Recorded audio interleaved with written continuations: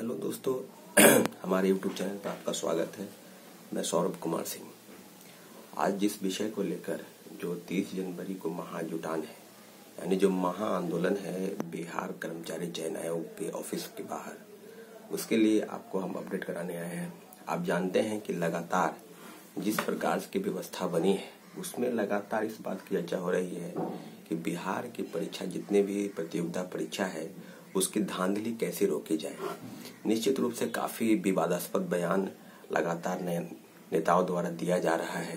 कभी रामचरितमानस पर, कभी बंच ऑफ थॉट्स पर, कभी मनुस्मृति पर, कभी जातिगत बयान, कभी राजनीतिक बयान। तो इस तरह के बयानों से छात्रों और युवाओं को गुमराह होने की कोई जरूरत नहीं है। आप ये जानते हैं कि बिहार के तमाम विश्वविद्यालयों में भी खस्ता हाल है। इसके बावजूद भी शिक्षा मंत्री और तमाम आयोग के तमाम विश्वविद्यालय के जो अध्यक्ष है, विश्वविद्यालय के जो कुलपति हैं इत्यादि, मुझे लगता है कि शैक्षणिक जो है ना अराजकता की स्थिति पूरे बिहार में आ चुकी है। इसके बावजूद भी आयोग और प्रशासन विद्यार्थियों के हित की रक्षा के लिए कोई भी उनकी तत्परता जो है दिखाई नहीं देती है। अभी जो हम बात करेंगे वो करेंगे कि आखिर ये जो बीएसएससी का मामला है ये लगातार विवाद में है, परंतु अभी तक आयोग और प्रशासन क्यों नहीं इस पर कोई संज्ञान ले रही है। निश्चित रूप से उन्हें ऐसा लगता है कि अगर हम परीक्षा को रद्द करते हैं तो कहीं न कहीं उसमें उनकी हार हो जाएगी। अरे भाई, विद्यार्थी का सवाल है, 9 लाख अभ्यर्थी का सवाल है, इसमें हार और जीत के प्रश्न कहाँ है। ये तो खुद उनको ये सोचना चाहिए कि अगर प्रश्न पत्र वायरल हुए हैं और निश्चित रूप से वायरल हुए हैं, जांच के बिंदु पर, जांच के किस आधार पर आपने कहा कि प्रश्न पत्र वायरल नहीं हुए हैं, जबकि प्रश्न पत्र ऑलरेडी आपको पता है कि व्हाट्सएप, फेसबुक और तमाम सोशल नेटवर्क पर जो है क्वेश्चन पेपर जो है प्रश्न पत्र वायरल हुए। 23 की प्रथम पाली या 23 की द्वितीय पाली और 24 की प्रथम पाली। आपने कहा ना एक प्रेस नोट में, जो आर्थिक अपराध इकाई की जो जांच है उसकी जांच के आधार पर ये बातें सामने आई कि 11 पर जो है प्रश्न पत्र आउट हुए, यानी 23 की प्रथम पाली। उसी प्रकार से 23 की दूसरी पाली के भी प्रश्न पत्र परीक्षा के दौरान ही वायरल थे। इसके बावजूद भी आयोग और मानने को तैयार नहीं, और 24 के भी प्रश्न पत्र 9:09 में वायरल है। हाँ, इसके बावजूद भी जांच के आधार पर क्या हुआ, कैसे वो बता रहे हैं, लेकिन उन्होंने इस बात की स्वीकृति दी है, स्वीकार किया है कि परीक्षा के दौरान ही 1 मिनट पहले, यानी परीक्षा समाप्त होने के 1 मिनट पहले प्रश्न पत्र वायरल हुए हैं। आप समझ सकते हैं कि जब किसी को मोबाइल लेकर अंदर नहीं जाना है, उसको क्वेश्चन बुकलेट नहीं मिलेगा, और लगातार जब मिलेगा ही नहीं, यहाँ तक कि जूता मोजा तक खुलवाया गया इस कड़कड़ाती ठंड में, और तब परीक्षार्थी जो है परीक्षा देने गए। 300-400 किलोमीटर दूर परीक्षा देने गए, और उसके बावजूद भी परीक्षा की जो मौलिकता होती है, परीक्षा में जो पारदर्शिता होती है, बिल्कुल पारदर्शिता है ही नहीं बीएसएससी की परीक्षा में। बिल्कुल लगातार आपने देखा होगा कि 2014 की जो वैकेंसी आई थी इंटर स्तरीय, और उसका 16 में पेपर लीक हुआ, तो 16 में पेपर लीक हुआ तो उस समय भी ये बातें सामने आई थी कि नहीं, प्रश्न पत्र आउट नहीं है। अध्यक्ष और सचिव लगातार ये बात बोलते रहे। उस समय में हम लोगों ने ही काफी इस आंदोलन को तेज किया था, और तब जाकर माननीय मुख्यमंत्री जी ने इसे संज्ञान लिया। जब माननीय मुख्यमंत्री जी ने इसे संज्ञान लिया तो निश्चित रूप से वो आंदोलन जो है समाप्त हुआ, और उसके बाद तत्कालीन चेयरमैन सुधीर कुमार और सचिव परमेश्वर राम सहित सैकड़ों लोग जेल में गए। आज भी वही बात है, 8 वर्ष बीत गए, 8 वर्ष के बाद वैकेंसी आई है, इसके बावजूद भी कोई भी ग्रीवांसेस, कोई भी कुछ सुनने को तैयार नहीं है।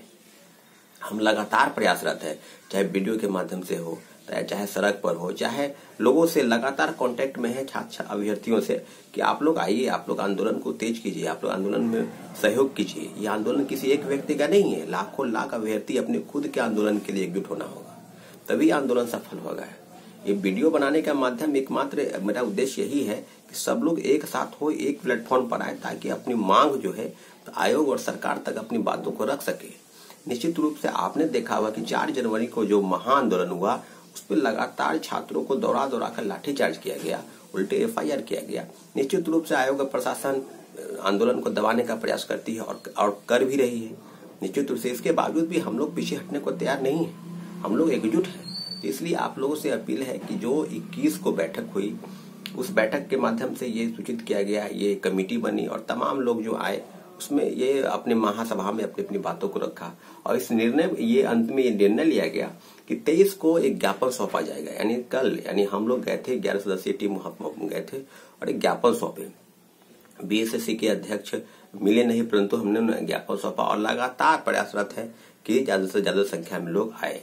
इसके बावजूद भी जब ज्ञापन सौंपा गया तो 7 दिन का अल्टीमेटम, यानी 7 दिन कहने का मतलब 23 से 7 30, तो 30 तारीख के दिन आपको बिहार के विभिन्न जिलों से आपको वहां पर आना पड़ेगा, क्योंकि जब संख्या रहेगी तभी अपनी बातों को बुलंद कर सकेंगे। अन्यथा इस प्रकार की बातें अगर लगता है कि व्हाट्सएप, फेसबुक और ट्विटर पर आप कमेंट कर देंगे कि नहीं होना चाहिए, ऑल शिफ्ट की परीक्षा रद्द होनी चाहिए, बिल्कुल सही दिशा में है, बिल्कुल उचित है, हम आएंगे, हम ये करेंगे, हम वो करेंगे, तो एक बात आप याद रखिएगा कि आंदोलन किसी एक व्यक्ति का नहीं है, आपका स्वयं का आंदोलन है। और स्वयं के आंदोलन में आपको स्वयं आगे आना पड़ेगा। आपके हक की लड़ाई है, आपके अधिकार की लड़ाई है, आपकी नौकरी की लड़ाई है, आपके भविष्य संवारने की लड़ाई है। और आप लगातार बैठे हुए हैं और बयान दे रहे हैं, कमेंट कर रहे हैं कि ये होना चाहिए, वो होना चाहिए। निश्चित रूप से इस तरह से अगर करेंगे तो बिल्कुल हम लोग अपने आंदोलन में सफल नहीं हो पाएंगे। आपसे एक ही आग्रह, एक ही रिक्वेस्ट है कि आपको आना पड़ेगा। क्यों नहीं आना पड़ेगा? आप देखे होंगे कि लगातार बीपीएससी में किस प्रकार से परसेंटाइल लागू कराने की बात हो रही थी। लगातार चेयरमैन से हम लोग मिल रहे थे, परंतु वो अड़े हुए थे कि हम परसेंटाइल लागू करेंगे। परंतु एक रणनीति के तहत जिस प्रकार से हजारों, 10,000 से ज्यादा विद्यार्थी पटना के सड़क पर उतरे और उसी दिन 10,000 से ज्यादा विद्यार्थी दिल्ली में थे, सड़क पर उतरे कैंडल मार्च में, तो आप समझ सकते हैं कि आंदोलन की रूपरेखा बिल्कुल छात्र हित में ही है। और छात्रों के सवाल पर, छात्रों के रोजगार के सवाल पर, युवाओं के रोजगार के सवाल पर अगर छात्र, अब नौजवान एकजुट नहीं होंगे, हम लोग एकजुट नहीं होंगे, तो व्यवस्था बदलने वाली नहीं है। रूम में बैठकर अगर कोई आदमी कमेंट करे, मैसेज करे कि ये होगा, वो होना चाहिए और तरह तरह की बातें आ रही है सामने, ऐसे काम नहीं चलेगा। मैं लगातार बोल रहा हूं, मैं रोज बोल रहा हूं आप लोगों के लिए कि प्लीज आप लोग 30 जनवरी के दिन जो महाजुटान है वहां पर आप लोग आइए। अगर आप लोग नहीं आते हैं तो निश्चित रूप से आंदोलन सफल नहीं हो पाएगा। 30 जनवरी के दिन हम लोग आयोग के समक्ष अपनी बातों को रखेंगे, उस प्रकार से जो आगे की रणनीति है उसी के तहत काम किया जाएगा।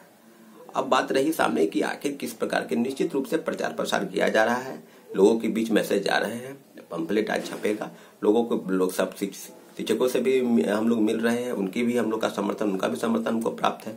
तो निश्चित रूप से सभी लोगों के आपकी लड़ाई है, इसलिए आप आगे आइए। कौन मदद करेगा, कौन क्या करेगा, इसके सोचने की जरूरत नहीं है। निश्चित रूप से आयोग और प्रशासन इस बात के लिए हम लोग उसको आश्वस्त कर दे कि अगर आप अपनी बातों को, हमारी जो मांग है, डिमांड है 2 शिफ्ट की परीक्षा यानी 9 लाख अभ्यर्थियों के साथ न्याय, वो आपको करना पड़ेगा। और जब तक आप न्याय नहीं करेंगे तब तक छात्र और अभ्यर्थी बिल्कुल सड़क पर आंदोलन करेंगे और ये उनका अधिकार है और अपने अधिकार की लड़ाई चाहे उनको जो भी करना पड़े वो करेंगे। निश्चित रूप से आप लोगों से अंतिम बार रिक्वेस्ट हम कर रहे हैं, हाथ जोड़कर निवेदन है कि आप 30 जनवरी के दिन 11 बजे सुबह बीएसएससी ऑफिस आइए और अपनी बातों को, अपनी जो मांग है उसको बुलंद कीजिए। अगर हमारे चैनल को आपने सब्सक्राइब नहीं किया है तो प्लीज सब्सक्राइब कर दे और उसको ज्यादा से ज्यादा शेयर करें। मिलते हैं अगली अपडेट के लिए, तब तक के लिए धन्यवाद।